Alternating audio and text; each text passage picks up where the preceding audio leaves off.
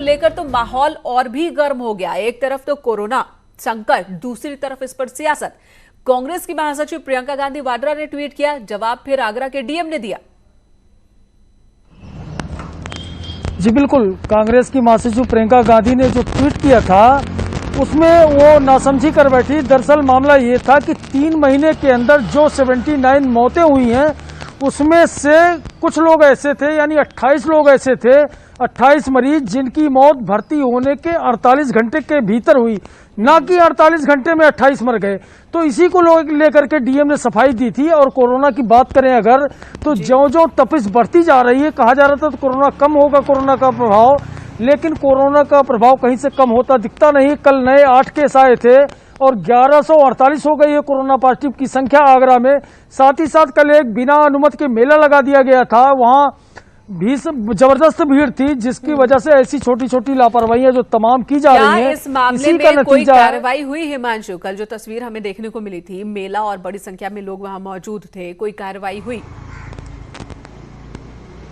जी बिल्कुल, इस मामले का संज्ञान एसएसपी ने लिया है, लेकिन जिस तरह की गंभीरता बढ़ती जानी चाहिए तो वह नहीं गंभीरता दिखाई गई है। केवल यह सफाई दी गई है कि ये बाहरी जिलों के लोग थे और आए थे और उनको हटा दिया गया, जबकि पूरे दिन वहां मेले जैसा माहौल रहा है। अब इस देखना होगा, मामला एडीजी ने भी संज्ञान में लिया है कि आगे किस तरह की कार्रवाई होगी, क्योंकि सोमवार को फिर लगेगा इसी तरह का मेला।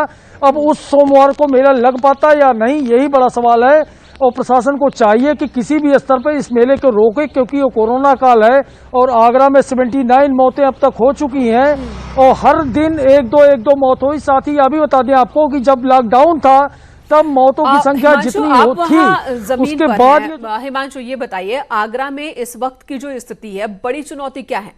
हॉस्पिटल्स के अंदर बड़ी चुनौती है या उसके बाहर लोगों को समझाना अभी भी ये एक बड़ा टास्क है कि आप बिना वजह भीड़ ना इकट्ठा करें और बिना वजह आप संक्रमण को बढ़ाने में एक कड़ी ना बने?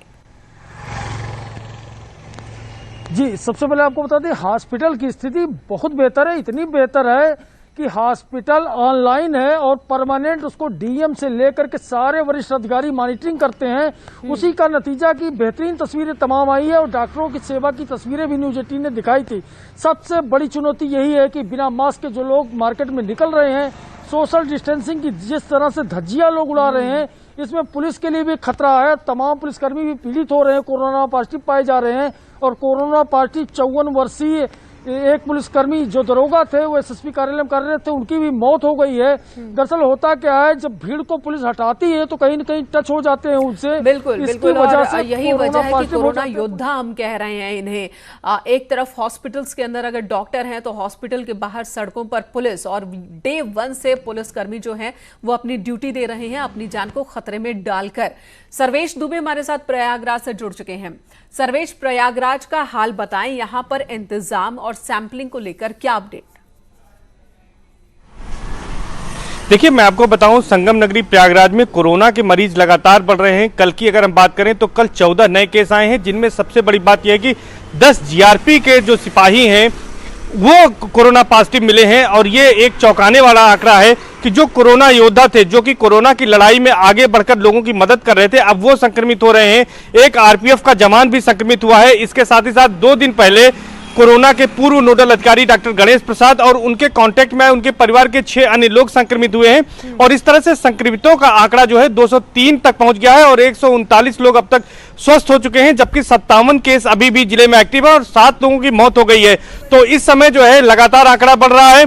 अगर जैसा आपने व्यवस्थाओं के बारे में पूछा, तो Covid level 1, level 2 and level 3 3 तरह के अस्पताल बनाए गए हैं, जहां पर मरीजों का रखकर इलाज किया जा रहा है। सैंपलिंग भी तेजी लाई गई है और जिस तरह से राज्य सरकार ने और सीएम योगी ने निर्देश दिए थे, प्रयागराज के मेडिकल कॉलेज में लंबे समय से जहां पर जांच शुरू हो गई है। प्राइवेट जो यहां पर लैब है वो भी जांच कर रही है। जांच में जरूर तेजी आई है, लेकिन चिंताजनक बात यह है कि आंकड़े भी तेजी से बढ़ रहे हैं और आंकड़ा जो है 203 तक पहुंच गया है और ये चिंता का विषय है। जी, सवाल आपसे है, लगातार आंकड़े बढ़ रहे हैं तो ये चिंता की बात कितनी ज्यादा है? ये सवाल इसलिए क्योंकि कई जानकार ये भी कह रहे हैं कि जब सैंपलिंग ज्यादा होगी, रिपोर्ट्स आएंगे तेजी से, तो आंकड़े तो बढ़ेंगे ही। यह हकीकत सामने आ रही है, डरने वाली बात नहीं है। और वजह यह है कि बहुत बड़ी संख्या में लोग ठीक होकर के जा रहे हैं।